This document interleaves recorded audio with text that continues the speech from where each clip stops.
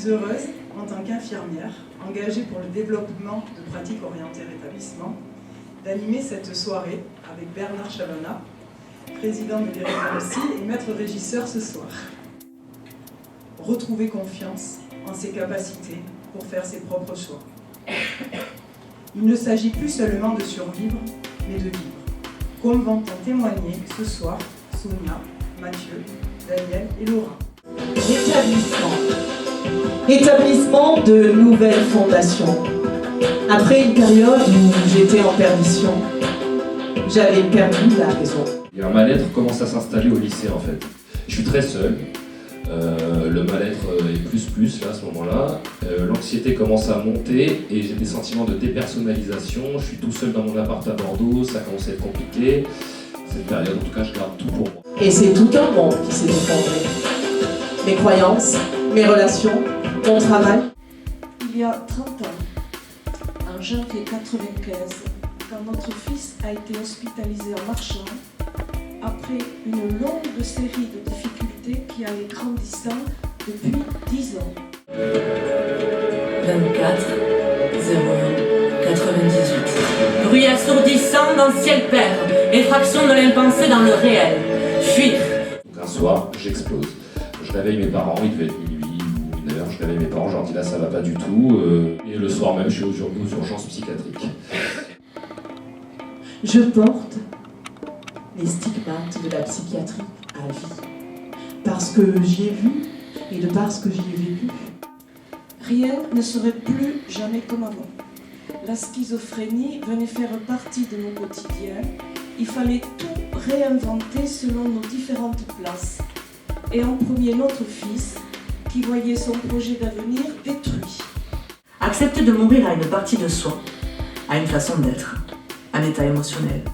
Perdre un emploi, perdre un être cher. Plusieurs, beaucoup, trop.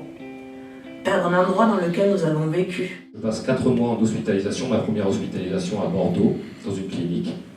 J'avais 19 ans. Le diagnostic qui est posé à ce moment-là, c'est la schizophrénie. Moi, je n'en ai pas connaissance, on ne me dit pas que je suis schizophrène, j'entends, je conclus, je déduis que je suis psychotique. Donc moi, il y a ce terme qui est un peu écrasant pour moi, psychotique, mais moi, c'est à ça que je me raccroche à ce moment-là. Dans la catégorie meilleure actrice, l'Oscar est attribué à Laura Tomasi pour son interprétation dans le film de la Manne universelle, film adapté de son autobiographie, Manuel de résilience, enfant de parents suicidés, retrouver le bonheur en 10 étapes. Se dire qu'après, ce sera différent. Mais cet après, il est tellement long et loin à créer que l'on n'imagine pas le chemin de chaque personne psychiatrisée. Mais cet après, il vaut le coup de s'y accrocher. Alors, arrêtons de stigmatiser. Très vite, malgré le temps des larmes, nous avons engagé nos changements pour lui. Le soin et l'acceptation de plusieurs deuils et l'adaptation à une vie autonome restant bordée de 3 accompagnements principaux qui forment un tout. Ceux des équipes médicales, ceux de la tutelle et j'ajoute sa famille.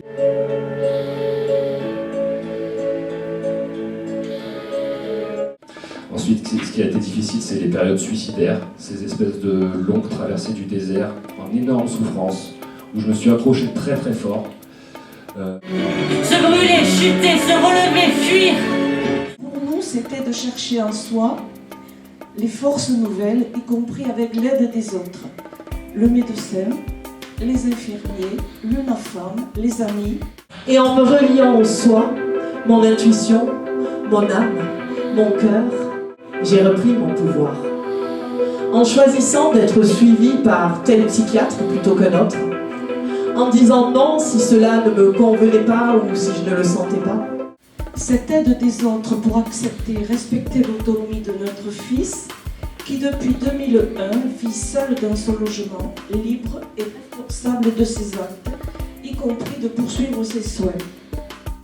Et je vais vous raconter le point de départ de mon rétablissement à moi.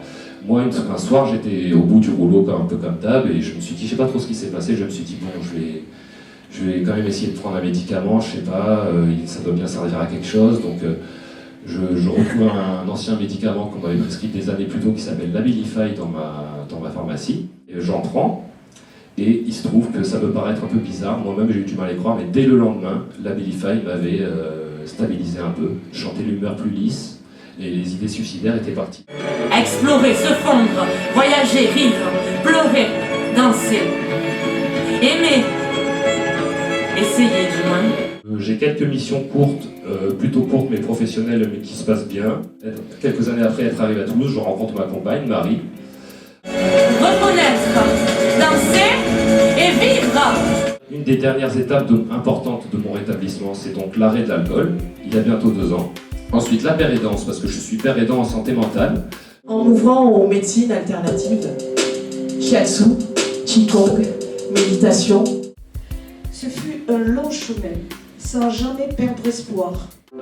En allant effectuer un travail en profondeur près d'une psychologue, en faisant du tri dans mes relations, en construisant une autre direction pour ma vie professionnelle. Malgré toutes les épreuves rencontrées, nous avions un objectif, garder le lien et l'enrichir, le rendre beau.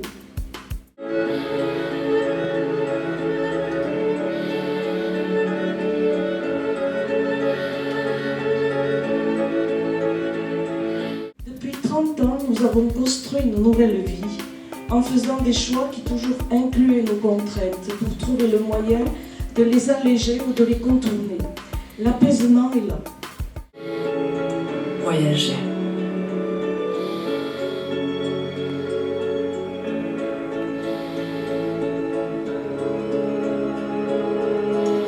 Ce que nous avons réalisé, c'est que notre fils considère l'hôpital marchand comme son lieu de vie, très simplement relié à son domicile.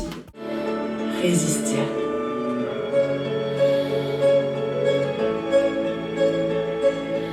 Mon objectif, c'est avant tout de renvoyer de l'espoir aux patients, parce que c'est essentiel, montrer qu'on peut s'en sortir. Et pour ça, je partage mon expérience. Je suis avec mon savoir expérientiel, comme on appelle ça, différent du savoir théorique. Et quel chemin parcouru depuis? Je le cite, ce n'est pas moi qui suis malade, ce sont les autres. Et aujourd'hui, il dit, j'y vais pour rencontrer des amis. Il faut réhumaniser la psychiatrie.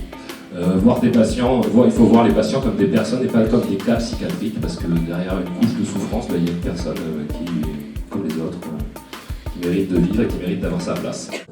En acceptant mon potentiel créatif qui s'est révélé durant cette crise.